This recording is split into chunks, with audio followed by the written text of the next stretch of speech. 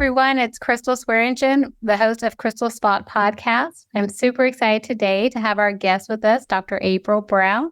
She's going to share with us some great insight into the mental health work that we all kind of are striving to do in terms of relationships with others, with ourselves, and all good things. A little bit about Dr. April Brown is that she is a licensed mental health Christian counselor, board certified telemental health provider, a national certified counselor, and a Florida certified sex therapist.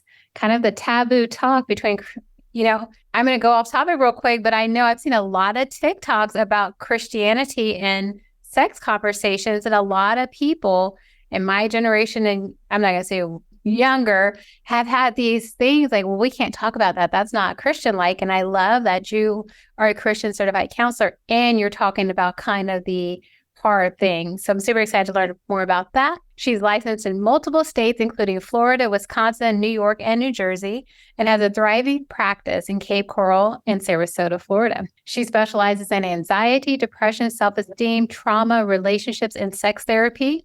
And she also provides help with people who need emotionally support animals and telemental health. So in addition to all of those amazing things that she does, she has a couples intimacy retreat called Vacation Counseling. I'm all for that. And a podcast called Bringing Intimacy Back. Can you listen to that on every platform? Oh, yes. Yeah.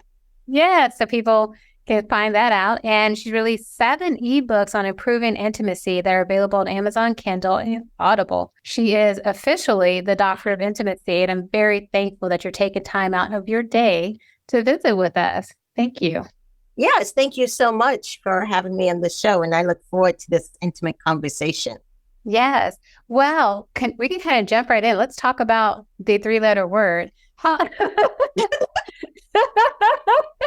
I mean, it's afternoon recording, so I feel like listening to this, maybe people are ready for that. But what are you seeing as we've been in kind of a revolution of people talking about these tough topics when you're working with someone who may have intimacy issues and the way that can, I would say, spill over into their regular life?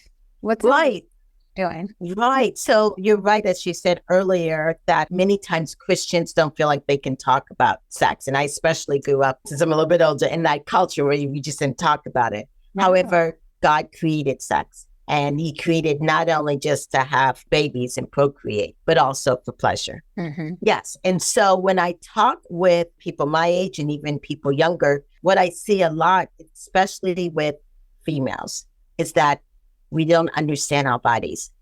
Mm. You know what I'm saying? Like, men know their bodies. Young boys have been playing with their parts and they can name them, pick them up. There's a line up there like, that's mine. Yeah. But as females, we weren't taught to touch, to look, so we don't know. And so when we go into intimate relationships with our partner, we expect our partner to just know how to please us. Yes. He's supposed to know how this works. So teaching people that, especially women, we got to know our body. It's one thing. Second thing, with many of us, we work so hard, especially even being an entrepreneur. We give everything to everybody. Mm-hmm. But then we don't have anything left for our intimate partners and our families. And for really strong intimacy, to be vulnerable, you need energy. Yes. So it's that balance, because sometimes we feel like we have to give, but then it's exhausted and we don't take care of ourselves. And even to go back to the Bible, even Jesus took rest. He took time for himself. And so I think that's really important for young moms and stuff. It's like, no, I got to do everything for the baby, the kid, my husband, my parents, my aunts, uncles. Yeah, it's okay to take time for yourself. In all the religions, it's love your neighbor as yourself. Yes. So we don't hear that last part of it. It's like, oh, love the neighbor. That means I have to spill into everyone else. Right, but it's as, which is like this. Yeah. Which spills into that other part of the mental health. It saddens me to see that people go around saying such negative things about themselves. You know what I'm saying? The world is going to maybe beat us up for a variety of things. Color, women, whatever. But we do so much damage when we say negative things about ourselves, because we cannot divorce ourselves. That's so true. And most of us haven't done the work to evaluate, where do these beliefs come from and why are you repeating them, like, on yourself? Right, right. Because if you live here all the time, then you can't be free because you just have all these voices going. Instead of saying, okay, let's just quiet those and get to be still. And through prayer or meditation, figure out who I am. But that's the Right. hard work. Yes, you're right. We have voices, and sometimes they say, who is that voice Yeah. that's saying those negative things to you? Who is that? Because in all honesty, we all make mistakes. You know, the world is imperfect. I mean, that's what, the Bible teaches anyway. Everything's imperfect. So when we make mistakes, we just a work in progress. Mm-hmm. Or we judge ourselves. We judge the 16-year-old, the 18-year-old, the one who was in this bad relationship and that. And we are so critical. I feel like, and you probably see a lot of this, is we bring that identity that we put, because we froze that moment, like, oh, I made really bad choices with men, into the new relationship. And even if that person is a good person, you still feel like you made bad choices in it. Right, right. And kind of like you were saying earlier, we're not, in all honesty, present. Mm. And for true intimacy to happen and anything that you do, and especially in the physical intimacy, of course, you need to be present. But when we're judging ourselves, we're like a coach or a critic. We're not present. Yeah, I think you're 100% right. And you probably see that when you're working with business women who are, I know it's really popular to say imposter syndrome. So many of us have those voices. How do you help the people you work with kind of overcome those voices to say, it's okay to have failed, does not make you a failure? Right, right. Well, number one is saying to yourself that you're a work in progress. That's all one of the things. I like that. Yeah. Yes. Number two is when you're feeling strong and you feel like, okay, yes, I'm doing everything good. I suggest record a short little video talking to the weak you. Ooh. So we all have hormones, especially as females. Well, all of us have hormones and we have our moments. Yes. So Strong April or Strong Dr. April recorded a short little video to the weak April. So on the days when you're going to work and you're like, oh my gosh, you don't know if I can do this. I don't know if I'm really a business owner. I don't know if I'm a therapist, a nurse. You play the video of the strong you. Yes. Because we listen more to ourselves than anybody else. I love that idea.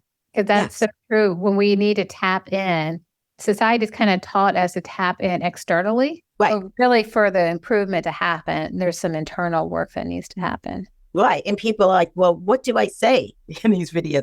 So one of the things is saying affirmations. And if you're spiritual, it's you pray about it. You say, God, who am I?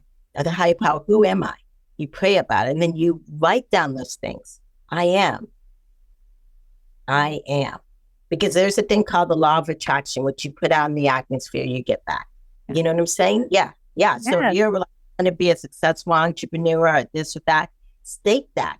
I learned the idea of reticular activating systems, like whatever you think you're thinking about, you'll start seeing it. And that's what you're saying. It's like if you program yourself to say, I am these things, then they're going to be key. And it seems like most of us know what affirmations are, but once we hit a level of like success, I'm saying that in quotes because we're always a work in progress, like you said, yes, we stop the basics that are the fundamentals to get us through the hard times. And I feel like therapy and mindset work is a forever process. You're going to constantly need to do those things. How do you help people pass the plateaus when they're like, okay, I don't need to do this anymore, Dr. April, to say, okay, well, this is the work you still need to do on your own, even.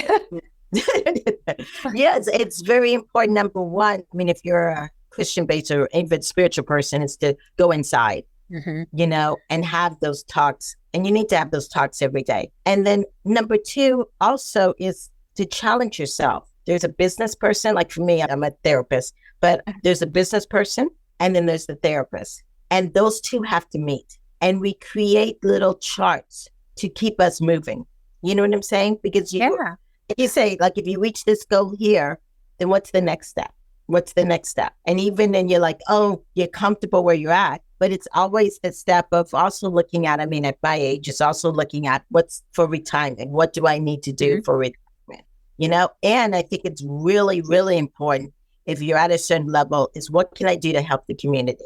What can I do help a younger person learn the lessons that I didn't, that I learned quickly. So for my personal life, when I started getting some success in my career, my marriage did not make it through because who he identified me with when I didn't have the success is who he fell for. And so one of the things I saw in your profile that I really like is that you help people define what intimacy is. Because on paper, we live together, we have the things, but we weren't present. How do you help couples or people get that intimacy back? And how do you help them to define it, basically? Yes. And that's, it's not to hear about in your relationship, but it happens in many. Because the number one reason why couples break up or get divorced, really, it's because of loneliness. It's feeling alone. And that's different than two people sitting in the room. It's not connecting. Yeah. When you're truly intimate with someone, you're fully present. I mean, that's where psychology, the medical world, the spiritual world all agree upon. It's being there, and being vulnerable and being open to one another. That's what true intimacy really means in that aspect. Yes. And when couples start off young or in relationships, if one person grows and the other one doesn't grow. Yes. Yes. We see that. I remember growing up, and I'm not going to age myself, but all the movies had, the husband goes, gets his career, the wife worked to prepare him, then he leaves her. And I was like, I'm not going to do that. And then you get in these relationships and you take on an identity. And I know, like you said, you're a work in progress. The evolution of who you were at 20 may change when you're 40. And then you change from your 40s to your 60s. And we have to be open to that happening. And I like what you said, just being in the room with someone is not intimacy. I help to, when I have friends or people who trust me to share stories with me, and I'm thinking, we spend all the time together. We watch TV together at night, but do you have intimacy? Like, do you have conversation? Are you on your phones? Are you being distracted? And at the end of a busy day, when you have patients that come in and they're like, I'm tired, I'm running the company, I'm taking care of the kids, how do you give them some tools and steps to help them be present in those relationships that are important to them?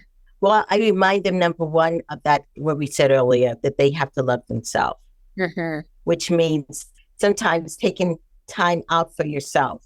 So even if you've had a long day, it is finding time at the end of the day just for you, whether that means you have to shut up the phones. As we all know, when you're an entrepreneur, there's always things to be done. Yes. You can do posts, you can do 50 million things. Yes. You got to set it up where you know the times you work. And even when I did a full-time job in my side hustle, even if this is your side hustle, you've got to schedule it like you're going into a part-time job. You know what I'm saying? Half that time. You know what I'm saying? Don't just let it consume your life. Because then you're not. 15 years ago. Where were you at 15 years ago? Yes, yeah. And also when you're in business or whatever, you usually have great customer service. But then wear ourselves out, and then when we come home and we slam the doors instead of but the customer service that we show our clients, which is great, really needs to be honestly at a higher level when it comes to our family. Because those are the people that are going to be with you, thick and thin. What a great tip, because I've never thought about, like you said, treat it like a part-time job, schedule your hours, be done. So I have a real estate broker. So I do real estate, which is 7 days a week and all the things. But it's so important, like you said, to really set boundaries. I always joke because when I come home, I sit in the garage before I go in the house, which I've actually found out a lot of women do. Right. Decompress before I go out of the broker role into the mom partner role. And sometimes we need those things. And if we're not, like you say, if we're not loving and caring for ourselves, it's very difficult to give to other people. Right. And I used to, when I was much younger in the beginning, just do it whenever. But then when you go out your way to take care of a client, you change your whole schedule, then the client doesn't show. You're even so much more upset. You know what I'm saying? It's not having boundaries. Yeah, I agree. I think that's really good. What are some things that you guys do when you do your couple intimacy retreat? And how do people find out more about that? Sounds pretty Yes. So you're struggling in a relationship, whatever the case may be, and you're thinking, I want to go for counseling, but maybe you guys thinking, it's going to be so boring. I don't want to sit there on the couch and talk and spill out my guts. Definitely think about vacation counseling, because what we do is we add fun to it. Okay. So you're not just sitting on the couch. You come here in Sarasota, you stay in a vacation rental, and we come to you. Oh, So nice. we will also, besides doing therapy and counseling and using different assessments, of course, we're going to have fun. Whether we do things in the pool, have a Lego set, we do boating, we do dancing, we do basketball. We find out what you like, and we use that to get the language of helping you guys see each other. Because that's what in couples counseling, that's what we're working on, is helping you guys see the true authentic selves of each other. And from there, we can definitely work through any problem. I love that. So you customize it to what really they need and who they are. Yes, exactly. So is it an individual program, or is it different groups of couples, or how do you have it set up? So we do have the one couple at a time. Oh, nice. Yeah. So that's very individualized, and you have 2 to 3 therapists, and it's really helpful if you've had things like affairs and you don't want anyone else to know about it, or abortions or miscarriages or any kind of trauma, because we do a variety of things, psychodrama, we do EMDR, we do a variety of things. Then we also have some group vacation counseling things. We have a Christian one coming up, and not this September, but next September. So we're, of course, using, reference to the Bible, Christianity, and all that. But we also are doing dancing. We're going to go on the boat. We're using a lot of different art to help inspire. I also do retreats in Costa Rica, which is very nice. Yes. There it's beautiful. Yeah. Yeah. We do some zip lining and stuff. So we do a variety of different things. And in these intimacy retreats, you're going to cover all the intimacies, self, spirit, financial intimacy, everything you can, conflict. Yeah, we tackle it all. I love that. And I love that it gives them a space to kind of unplug from their world and really be present. Yes. So I think that's really important. I think I want to sign up. Do you have individual retreats? That sounds amazing. Tell us a little bit about your books that you released. There's 7 books you said. Are they all pillars of the intimacy like you just mentioned, or what are they? Yes. Yeah, they're all different parts of intimacy. You don't have to read them in order. Okay. Yeah. So there's one that deals with the spirit, God, and relationship, which is great. Another favorite of mine is that self-intimacy.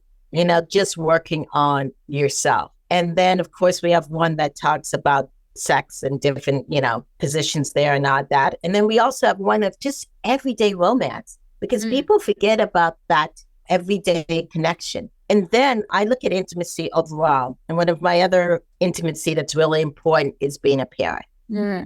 Having that connection with your children, because your children see what you do. They hear it, but what you do is much more. And how you make them feel. And I really do want to, sometimes trauma is passed from one generation to the next generation to the next. And that's something we have to work on as a culture. But also there's the intimacy and working within your community, because I really do believe it not only takes a village to raise a kid, but it takes a village for all of us. Oh, I need a village. You need a village. Yeah. Well, for those who are listening, April and I have been passing in the night because I've had so many of my own personal things happening with trauma in my family. But when you talk about the intimacy with your children, I'm transitioning. I've got 2 now, one in college, one graduated college, and the baby is a junior in high school. And it's very much a transitional season. I know you talked about intimacy. We were so close, or we are so close, that I'm mourning in a way. Yes. And I didn't.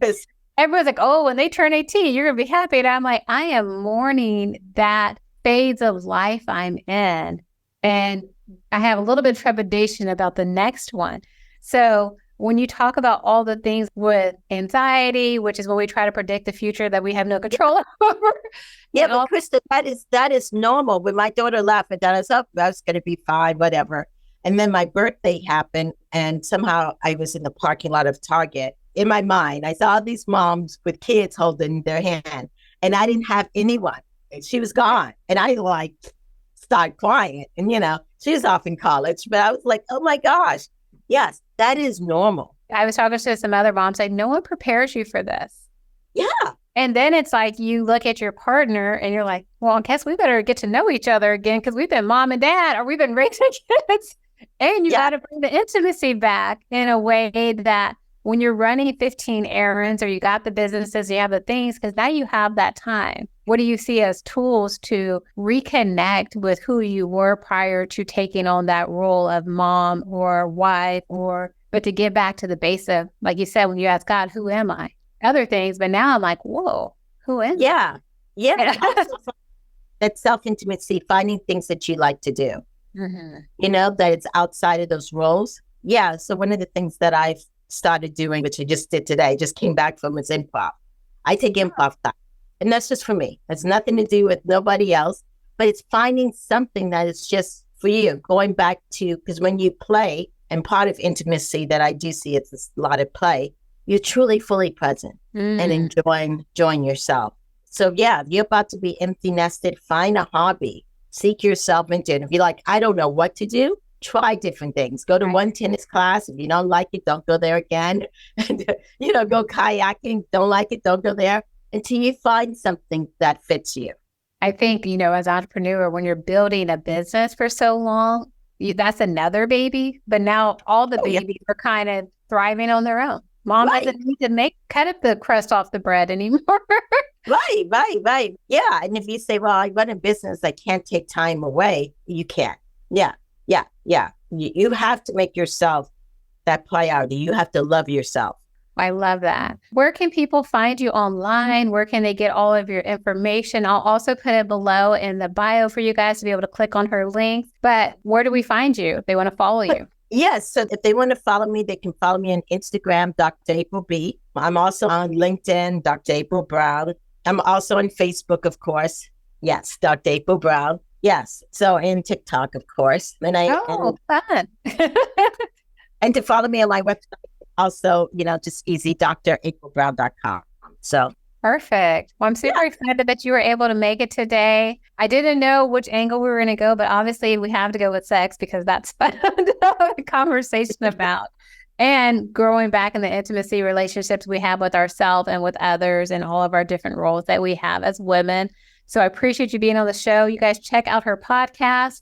Make sure bringing intimacy back. I love it. And thank you so much. Thank you for having me on the show. I really appreciate it.